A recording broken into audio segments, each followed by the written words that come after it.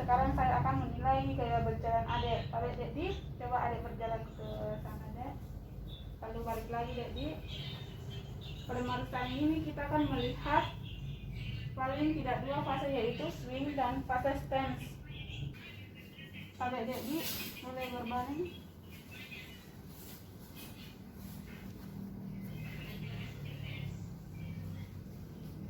Kemudian kita akan melakukan pemeriksaan pada area panggul. Jadi kita akan melihat apakah ada kelainan pada bentuk panggul berupa angulasi, rotasi ataupun shortening. Kemudian melihat apakah ada masalah atrofi otot. Kemudian apakah ada sinus atau luka bekas operasi atau tindakan sebelumnya. Selanjutnya kita akan melakukan palpasi pada tubuh pasien, yaitu pada bagian sias. Kita akan melihat simetrisitas pada sias, kemudian pada trochanter mayor dan pada simfisis pubis pasien. Palpasi selanjutnya pada posterior aspek pada tubuh pasien.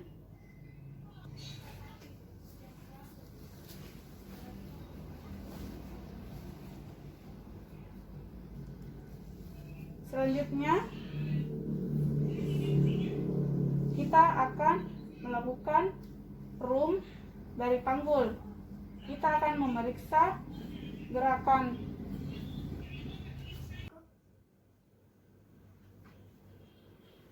fleksi normalnya sampai ke bagian dada pasien.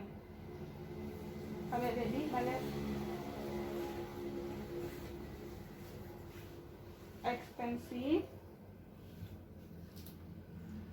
rotasi eksternal, dan rotasi internal.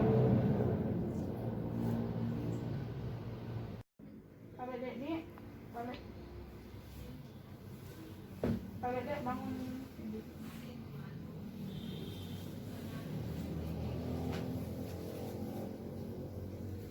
Sekarang kita akan melakukan pemeriksaan lutut dan tungkai bawah. Selanjutnya kita akan melakukan pemeriksaan lutut. Pertama-tama kita akan melakukan inspeksi, dan hal-hal yang perlu diperhatikan adalah apakah ada memar, bengkak, ataupun atrofi pada daerah otot quadriceps femoris dan daerah sekitar patella.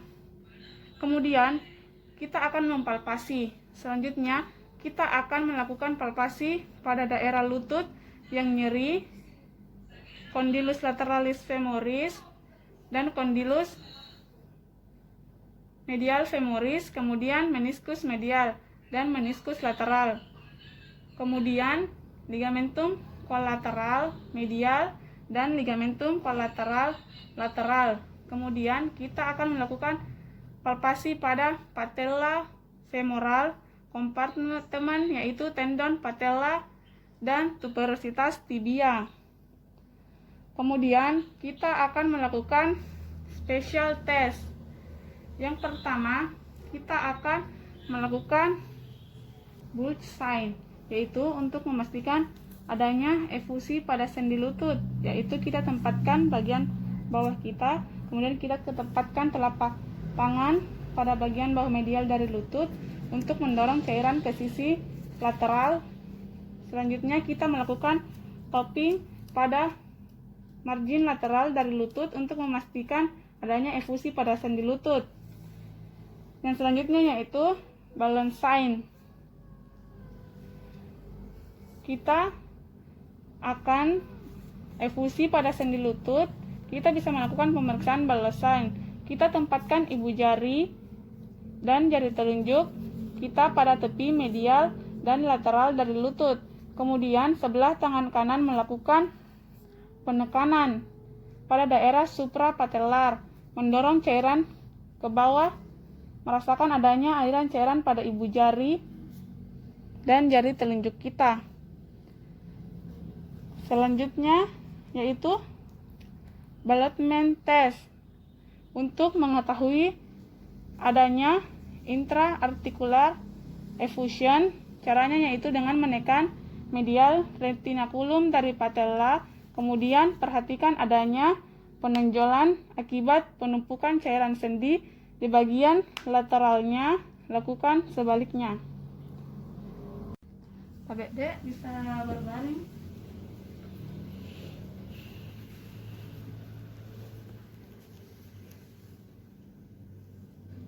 Selanjutnya kita akan melakukan McMurray test.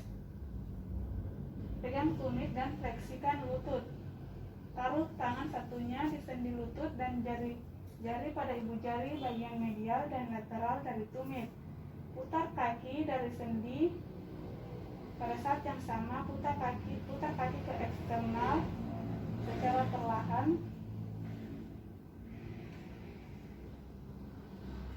Kemudian tekan tibia ke arah sendi lutut sambil melakukan rotasi eksternal. Menurut dikatakan positif apabila pasien merasa nyeri. Tabek dek.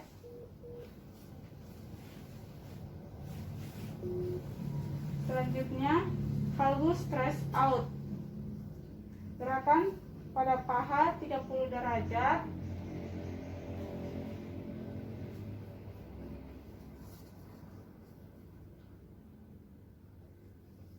Pegang bagian lateral lutut dengan satu tangan untuk stabilitas femur dan tangan lainnya dorong ke medial terhadap lutut dan tarik ke lateral di pergelangan kaki untuk membuka sendi lutut ke arah medial.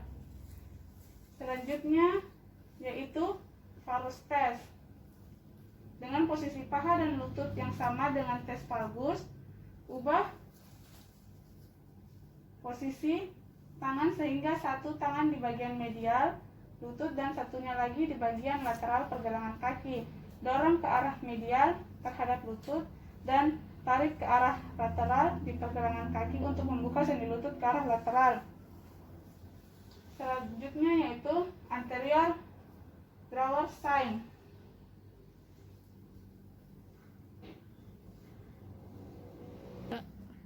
Pegang lutut dengan kedua tangan. Taruh ibu jari pada bagian medial dan lateral dari sisipan otot hamstring. Tarik tibia ke depan dan amati apakah tergeser ke depan seperti laci dari bawah femur. Bandingkan derajat pergerakan ke depan dengan lutut sebelahnya. Selanjutnya yaitu posterior drawer sign. Taruh tangan di tempat yang sama seperti anterior drawer sign. Dorong tibia ke arah posterior dan observasi derajat pergerakan ke belakang dari femur. Rahman test. Letakkan lutut fleksi 15 derajat. Lalu pegang femur distal dengan satu tangan dan tangan lainnya, lalu memegang tibia bagian atas dengan ibu jari di bagian tibia di garis sendinya. Secara serentak tarik tibia ke depan dan femur ke belakang. Estimasi beberapa derajat pergerakannya. Kemudian pemeriksaan pergelangan kaki dan kaki. Berikutnya kita akan melakukan pemeriksaan pada ankle joint dan pedis. Pertama-tama kita harus melakukan inspeksi untuk melihat apakah adanya deformitas, adanya memar, bekas luka, operasi atau tindakan sebelumnya. Kemudian kita akan melakukan palpasi pada anterior aspek dari ankle joint. Kemudian kita akan melakukan palpasi pada malleolus lateralis dan malleolus medialis, fossa tarsalia metatarsal dan hand metatarsal. Tidak lupa pada fascia plantaris.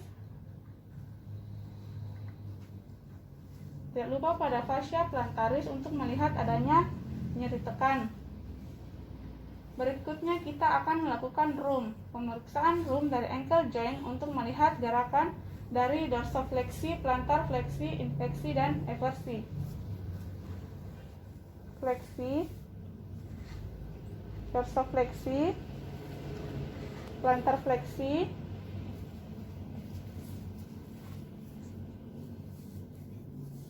eversi dan inversi.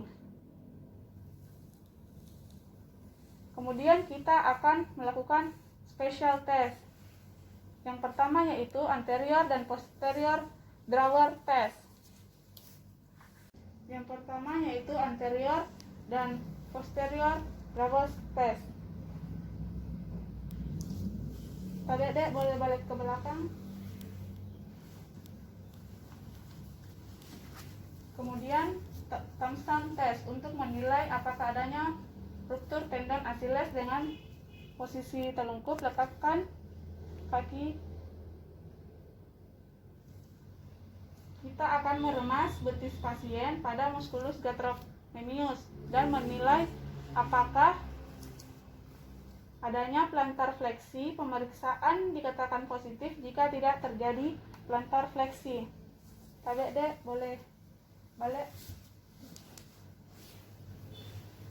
Yang terakhir yaitu mengukur panjang kaki.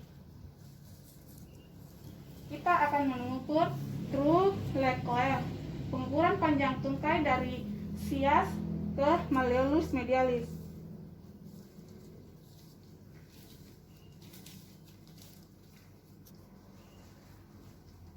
Akan melakukan apparent leg length, yaitu pengukuran panjang dari tungkai dari umbilicus ke malleolus medialis. Adik-adik, silakan kamu. Adik-adik, pemeriksaannya telah selesai. Terima kasih, Dek.